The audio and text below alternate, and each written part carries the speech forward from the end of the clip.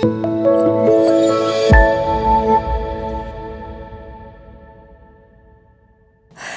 morning, boys and girls. Welcome back. So glad you're here as we are on our 8th fruit of the Spirit. We are rounding up this section on the fruits of the Spirit. Doubting myself as Peter's counting over here, but this one is meekness or humility.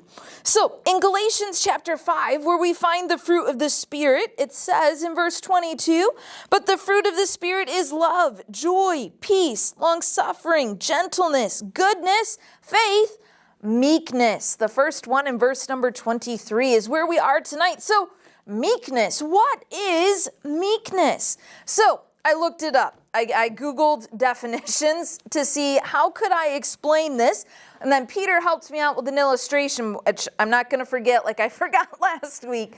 But we're going to get to that in a second, Peter. So what is meekness? It is the quality or state of being meek. Like, duh, okay, we need a better definition of that. A mild, moderate, humble, or submissive quality. Kind of summing that up, the quality of being patient or quiet in nature. Humbleness is another thought for it, or strength under control. So Peter and I are going to illustrate strength under control. So Peter's the strong one here. So Peter, we brought some crayons along, and Peter's going to show you his strength. So go ahead, Peter, show him your strength. Show him how strong you are. Peter broke the crayon. Don't worry, boys and girls, we talked about it ahead of time. Those of you who've had me as a teacher would be like, that's not allowed. You're right. But Peter and I discussed it, and we discussed which crayon Peter could break. But yeah, Peter is strong, okay? And boys and girls, I'm not asking you at home to break crayons. This is just an illustration. Peter can break that crayon up pretty easy. Peter's got it in 4 pieces now. But Peter's pretty strong. But you know what, boys and girls? Crayons aren't, no, Peter, not the blue one. Boys and girls, are crayons meant to be broken? No, they're not meant to be broken. They're meant to be used, to be colored. Every time you pick up a crayon, you don't break it, okay? That is strength under control. We control our strength. I could flip this table over right now. It's a pretty light table, okay? I'm not that strong. But boys and girls, it's strength under control. There's no need to flip the table over, okay? So Peter's going to use his crayons here to draw us something, and then we'll look at it. Do you want to show now, Peter, or keep drawing? Not yet. Okay. Peter's going to keep drawing. So Peter's using the crayons. Boys and girls, the Lord is meek. But let's look at Matthew chapter 5 and verse 5. And it says, blessed are the meek, for they shall inherit the earth. This is part of the Sermon on the Mount. Jesus tells us that we're blessed if we're meek, if we hold that strength under control. In Matthew chapter 11, verse number 20, kind of 28 through 30, but 29 is kind of more what we're going to emphasize. Verse 28, it's Jesus speaking. He says, come unto me, all ye that labor and are heavy laden, and I will give you rest. Take my yoke upon you and learn of me, for I am meek and lowly in heart, and ye shall find rest unto your souls. For my yoke is easy and my burden is light. Boys and girls, he's calling us to come to us because he gently loves us. Jesus is so strong, but yet he cares for us in such a loving way that we can come to him for rest. There are several examples in the Bible, boys and girls, of people who were meek. In Numbers chapter 12, verse 3, it says, now the man Moses was very meek above all the men which were upon the face of the earth. Moses, the great leader of the people of Israel, was known for being meek. Abraham was meek, Genesis 18:27. And Abraham answered and said, behold, now I have taken upon me to speak unto the Lord, which am but dust and ashes. He was very humble before the Lord, and he let Lot pick what land he wanted. David was humble.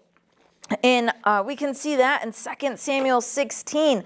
Even though he was anointed king, while Saul was still alive, he humbly was under Saul. Job was meek. Meekness in the face of tremendous suffering. John the Baptist was meek. Said he wasn't even worthy to wash or to tie Jesus' sandals. Paul, Mary, the mother of Jesus, Zacchaeus, Stephen. So many examples in the Bible, boys and girls, good examples of what it means to be meek and how their example of being meek. In Ephesians chapter 4, verses 1 through 3, it says, I, therefore, the prisoner of the Lord, beseech you, that ye walk worthy of the vocation wherewith ye are called, with all lowliness and meekness, with long suffering, forbearing one another in love, endeavoring to keep the unity of the Spirit and the bond of peace. It tells us to walk in a spirit of meekness, boys and girls. We don't go around pushing people around, being unkind, kind of lording over them, being their boss. We have a humbleness or a meekness.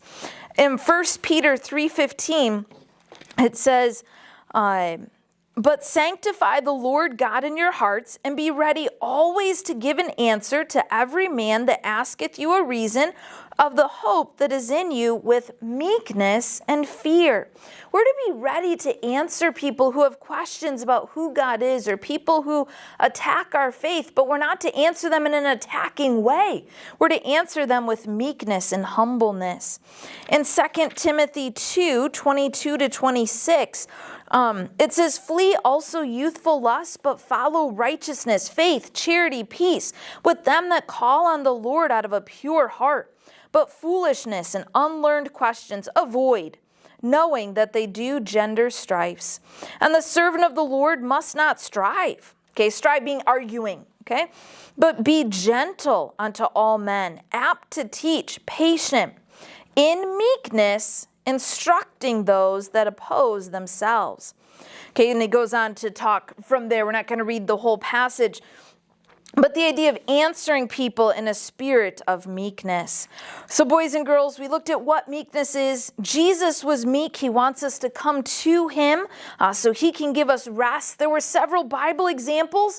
We are to be meek, just like those Bible characters were, but there's also a promise for those who are meek. In Psalm 37, verses 7 through 11, it says, rest in the Lord and wait patiently for him.